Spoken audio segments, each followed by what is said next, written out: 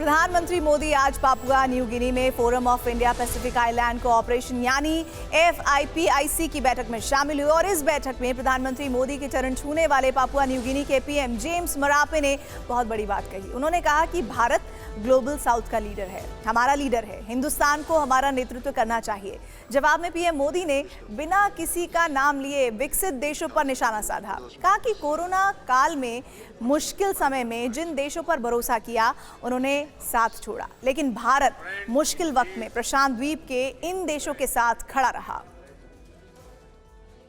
The presence of my sisters and brothers who lead the Pacific nation ask you to offer the third big voice in the face of the global north.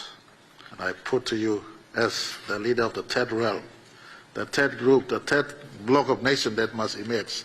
Those are the emerging nations, and we will rally behind your leadership at global forums. विश्व Covid महामारी और अन्य कई कठिन चुनौतियों से गुजरा है। इन चुनौतियों का प्रभाव ग्लोबल साउथ के देशों पर सबसे अधिक पड़ा है, जिन्हें हम अपना विश्वसनीय मानते थे। पता चला कि जरूरत के समय वो हमारे साथ नहीं खड़े थे।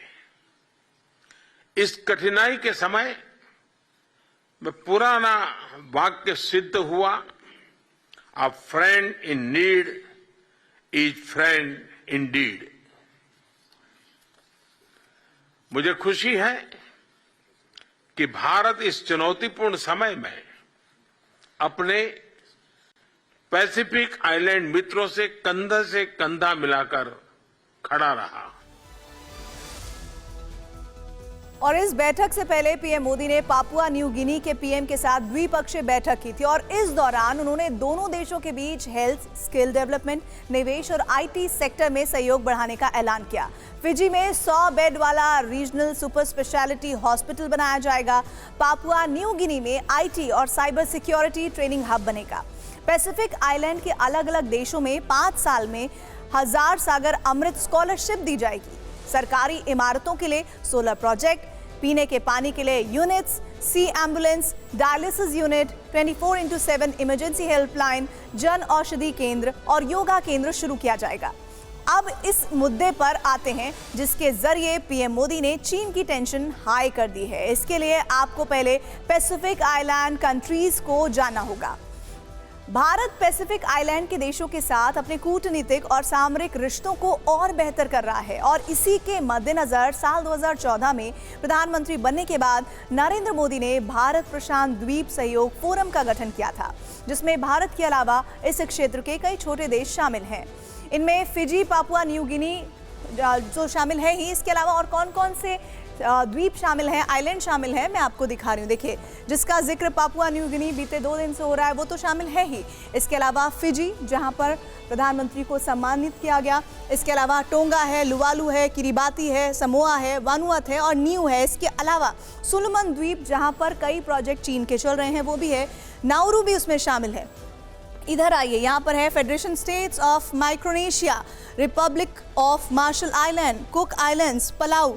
ये वो जगह हैं जहाँ पर चीन का दबदबा है, वहाँ लीडर बना है भारत। और ये सब कुछ हो रहा है ऐसे वक्त में जब उन द्वीपों को तलाश थी एक ऐसे चेहरे की जिसके ज़रिए वो अपनी लड़ाई को आगे बढ़ा सकें। और वो चेहरा अगर किसी का है तो वो चेहरा नज़र आया है प्रधानमंत्री मोदी के बीच में। तो इस बीच में आपको कुछ और जानकारियाँ भी दूँ इसी फोरम के ज़रिए, जिसका जिक्र मैं पीछे कर रही हूँ।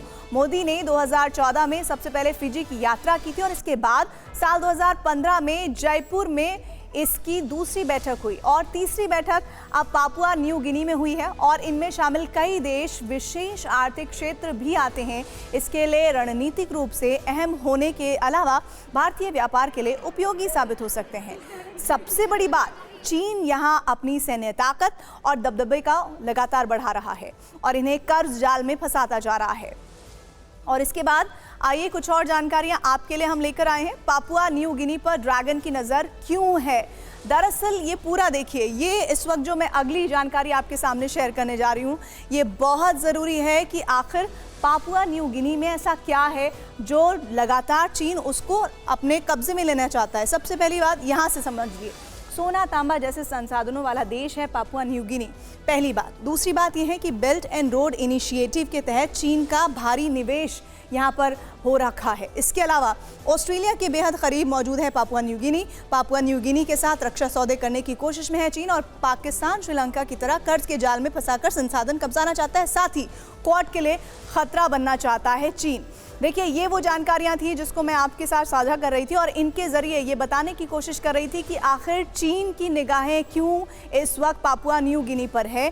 और सबसे बड़ी बातें आपने सुनी, इन बातों के जरिए आप ये समझिए कि कैसे मौजूदा वक्त में इस चीन की जो पूरे प्रोजेक्ट को लेकर एक बड़ा झटका लगा है। हमने प्रशांत क्षेत्र में चीन के खिलाफ तैयार हो रहे भारत के इस कूटनीतिक चक्रव्यूह पर जानकारों से बात की, सुनिए उन्होंने क्या कहा।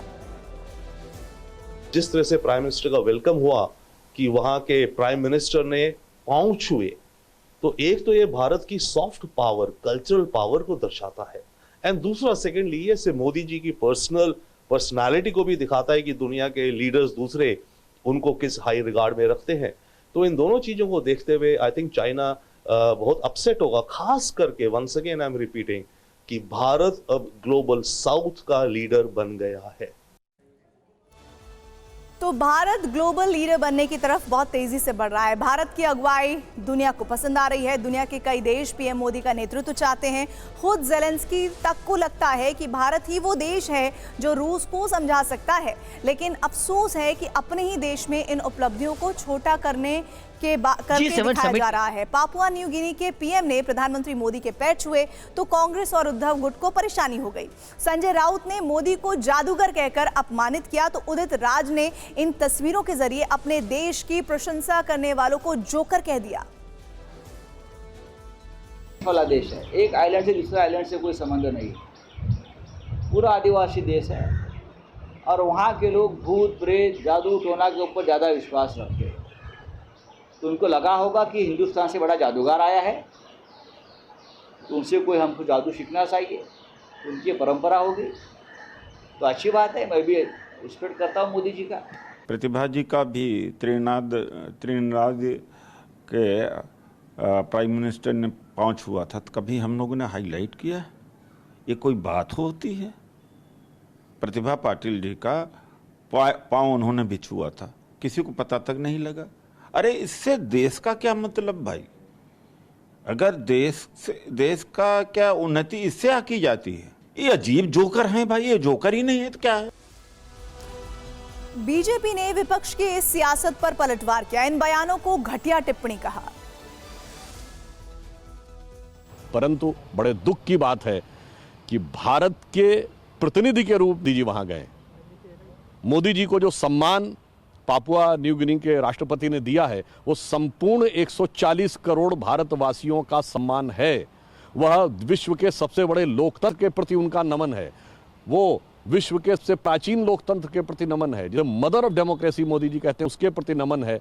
परंतु यदि इसमें भी किसी के मन में कुछ और नजर आ रहा है तो मुझे लगता है ये उनका दृष्टि दोष है।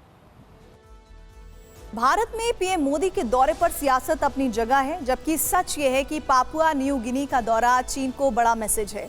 द वीक मैगजीन में छपे लेख में दावा किया गया है कि पापुआ न्यू गिनी दौरा मोदी की एक्ट ईस्ट नीति का हिस्सा है। इससे भारत और अमेरिका के रिश्ते और मजबूत होंगे। इसे ऐसे भी देखा जा सकता है कि क्वाड पैसिफिक में चीन को घेरने की तैयारी में है।